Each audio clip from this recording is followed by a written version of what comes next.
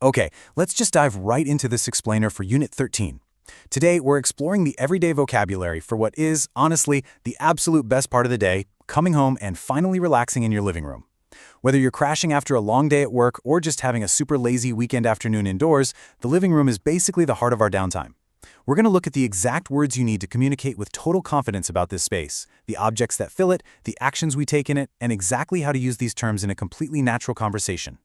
But before we get into the nuts and bolts, I want you to actually look around your own space for a second. Think about how you unwind at the end of the day. Do you just flop onto the furniture? Maybe grab a device? Look at the objects around you right now. How many of them can you name in English without even hesitating? Our goal today is to totally bridge that gap between the physical stuff in your home and the vocabulary you need to describe them perfectly. So, to make this super easy to digest, we're going to break it down into 4 quick parts: essential furniture, electronics and lighting, actions and activities, and finally, a few common mistakes. Right, let's kick things off with part 1, essential furniture and decor. These are your core nouns. Think about where you physically sit.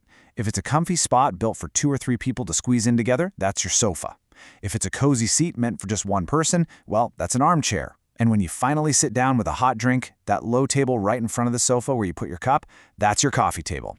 Now, for all the book lovers out there, you've probably got a bookshelf against the wall. Quick spelling note here, actually. If you have more than one, that word changes to bookshelves with a V. To make the whole room feel cozier, we usually throw down a carpet or a smaller rug under our feet. And to add a little life to the place, we hang a picture on the wall. Bam! Those are the absolute basic building blocks of your living room vocabulary. Moving right along to Section 2, Electronics and Lighting. Let's look at how these everyday objects actually come together in a real room. You can instantly spot the TV or television, which, let's be honest, usually acts as the centerpiece of the whole room. Right beside it, you might have a hi-fi system or a radio for putting on some music. But don't miss the smaller details here. There's a lamp for some nice soft lighting in the evening, and of course, a socket on the wall where you literally plug all this stuff in. Oh, and we can't forget the most fought-over item in human history, the remote control. Absolutely essential for changing the channels without ever having to leave that comfy armchair. Okay, on to part 3, actions and activities. Having the vocabulary for the objects is great, but we really need to connect these nouns to verbs. Sometimes the absolute ultimate goal in the living room is simply to relax. And in English, when we say I just relax, it literally means to rest and do nothing at all. Just sink into the cushions and zone out. Or, a super common daily habit you might talk about is, every evening I watch television.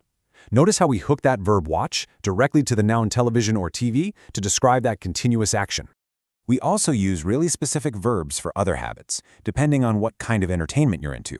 If you're an audio person, you'd say something like, I listen to music on my phone, or I listen to the radio.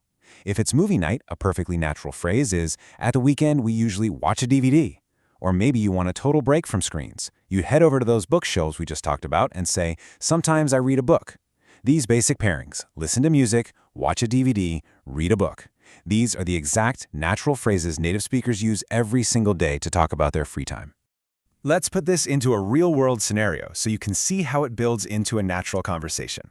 Picture this. It's getting late. The sun's gone down and you're settling in for the night. You might say, it's getting dark, I'll switch the light on. If you've got windows, you might ask someone, hey, can you close the curtains, please? Then, time to get set up.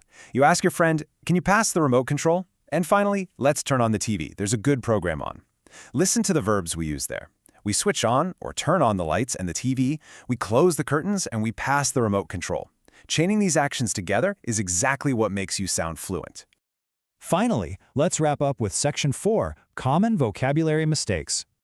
Here is a really crucial trap to avoid, and it's all about the word furniture. This is a broad category word, right? And in English, furniture is an uncountable noun. What does that mean for you? It means we never, ever put an S at the end of it. The word furnitures literally does not exist in standard English. And because it's uncountable, we have to pair it with a singular verb. So you would say, the furniture in my room is white. Think about that. Even if you have a huge sofa, 2 big armchairs, a coffee table, and 3 bookshelves, the furniture as a whole is white. Honestly, just dropping that plural S will instantly make your English sound so much more advanced. Next up, let's look at how we talk about our media, because this is a super common mix-up. For audio, just remember we always listen to things. You can't just say, I listen to the radio. No way. It has to be, I listen to the radio or I listen to music. That tiny little word to is completely non-negotiable. Similarly, when we're looking at a screen at home, we use the verb watch, not see. Sure, you might see a film at a movie theater, but at home on your sofa, you watch TV. You don't see TV. Nailing listen to and watch TV is going to fix two of the biggest everyday vocabulary errors we hear. To wrap up this explainer, I want to leave you with a quick challenge. Right now, look around your living room again, or picture it in your head. Try describing it out loud. What furniture is actually in there? Have you got an armchair or a big sofa? Are there pictures hanging on the walls? And more importantly, what do you actually do there? Do you listen to music, watch TV, or just relax and do absolutely nothing? Getting comfortable with the language of your own environment is literally the first step to real fluency.